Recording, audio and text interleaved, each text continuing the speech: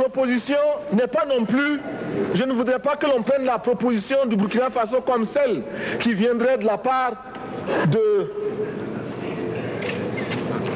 jeunes sans maturité, sans expérience. Je ne voudrais pas non plus que l'on pense qu'il n'y a que les révolutionnaires à parler de cette façon. Je voudrais que l'on admette que c'est simplement l'objectivité et l'obligation.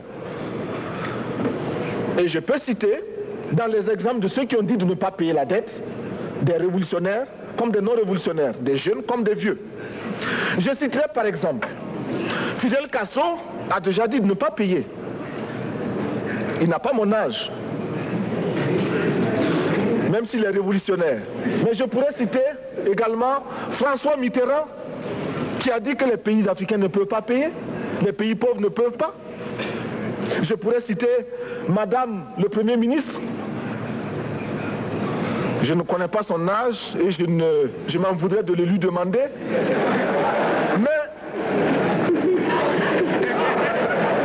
c'est un exemple. Je voudrais citer également le président Félix Houphouët-Boigny. Il n'a pas mon âge. Cependant, il a déclaré officiellement, publiquement, qu'au moins pour ce qui concerne son pays, la Côte d'Ivoire ne peut pas payer. Or, la Côte d'Ivoire est classée parmi les pays les plus aisés d'Afrique, au moins d'Afrique francophone. C'est pourquoi d'ailleurs il est normal qu'elle paye plus en contribution ici.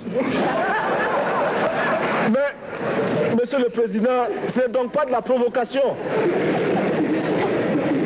Je voudrais que très sagement, vous nous offriez des solutions.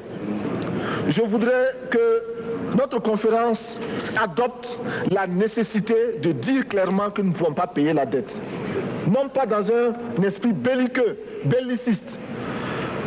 Ceci pour éviter que nous n'allions individuellement nous faire assassiner. Si le Burkina Faso tout seul refuse de payer la dette, je ne serai pas là à la prochaine conférence. Par contre, avec le soutien de tous, dont j'ai besoin,